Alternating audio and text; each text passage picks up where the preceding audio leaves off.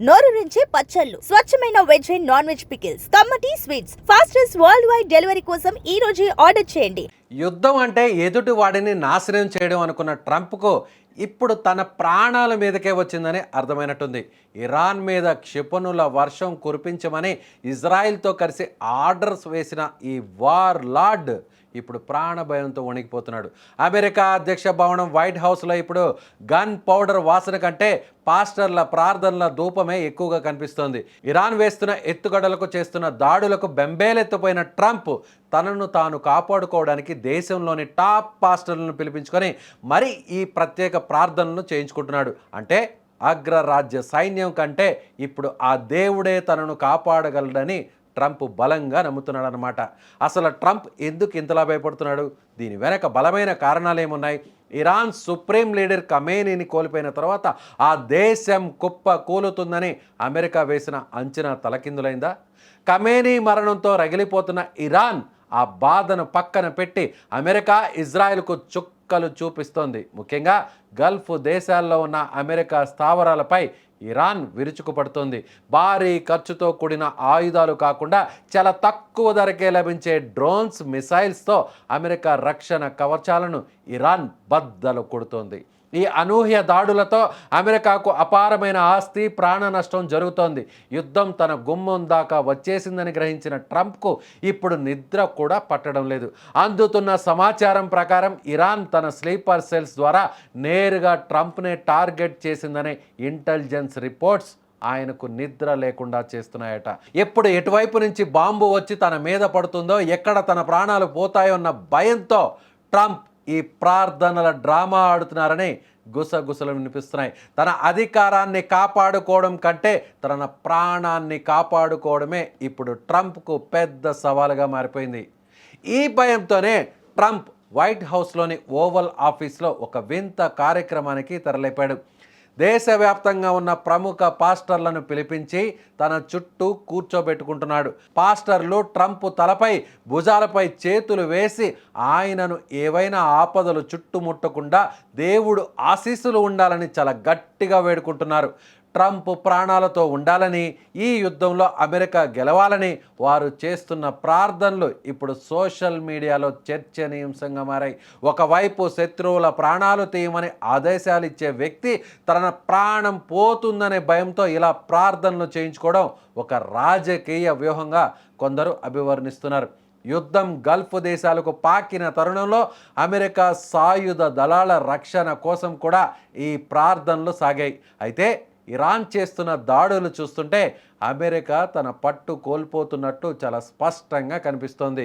తక్కువ ధర ఆయుధాలతో అగ్రరాజ్యాన్ని ఉక్కిరి బిక్కిరి చేస్తున్న ఇరాన్ దాటికి ట్రంప్ బెంబేలెత్తిపోతున్నాడు. ఒకవైపు ప్రపంచ శాంతి గురించి మాట్లాడుతూనే మరోవైపు మారణ హోమానికి కారణమైన ట్రంప్ ఇప్పుడు తన ప్రాణం కోసం పాకులాడడం పరాకాష్ట అని చెప్పవచ్చు.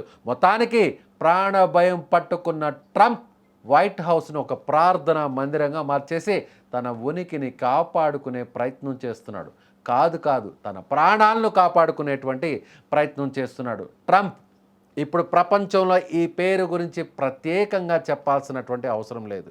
ప్రపంచ శాంతిని మొత్తాన్ని కాపాడేటువంటి దూతగా తనకు తానే చెప్పుకునేటువంటి ట్రంప్ ఇప్పుడు ఏ దేశం పైనైనా యుద్ధం జరుగుతుందంటే, ఏ దేశం అయినా సరే యుద్ధానికి కాలు దువ్వుతుందంటే, ఏ దేశమైనా ప్రత్యర్థులపైకి యుద్ధానికి సిద్ధమవుతున్నారంటే దానికి ఒకే ఒక్కడు కారకుడు ట్రంప్.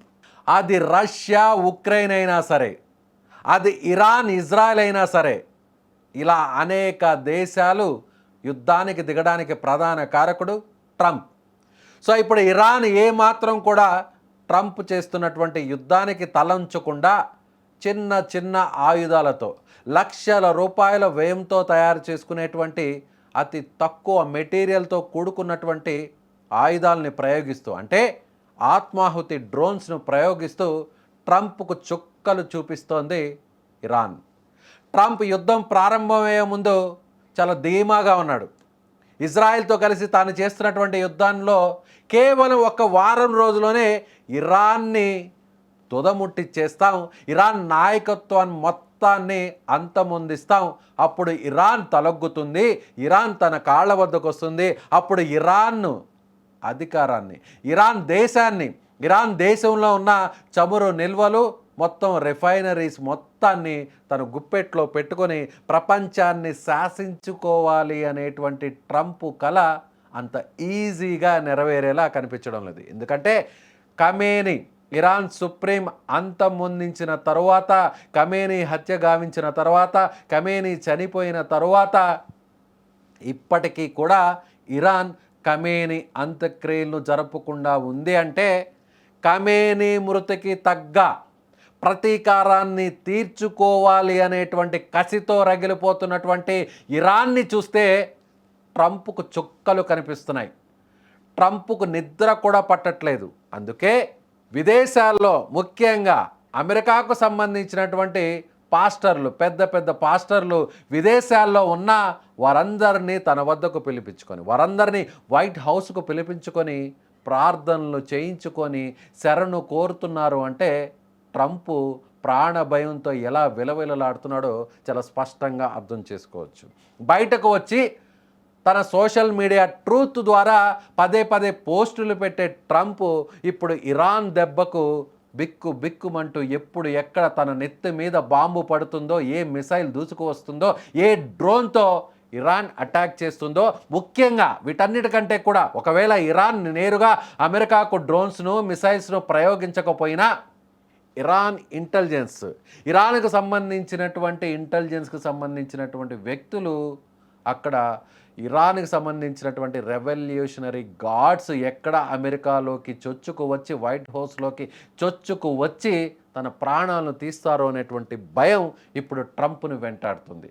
ఆల్రెడీ ట్రంప్ రెండోసారి గెలవక ముందు ఎన్నికల ప్రచారం జరిగేటువంటి సమయంలో ఇదే ట్రంప్ మీద కాల్పులు జరిగినటువంటి విషయం మనకు తెలిసిందే.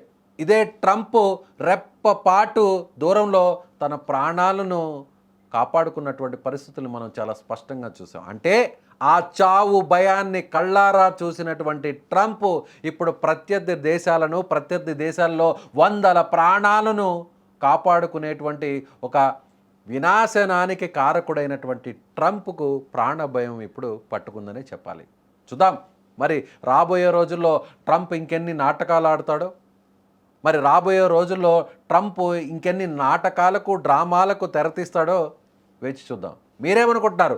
ట్రంప్ ఆడుతున్నటువంటి ఈ కొత్త డ్రామానా నిజంగానే, లేదంటే ఇది ట్రంప్కు ప్రాణభయం పట్టుకుందా? ఏమంటారో మీ అభిప్రాయాన్ని కామెంట్ రూపంలో తెలియచేయండి.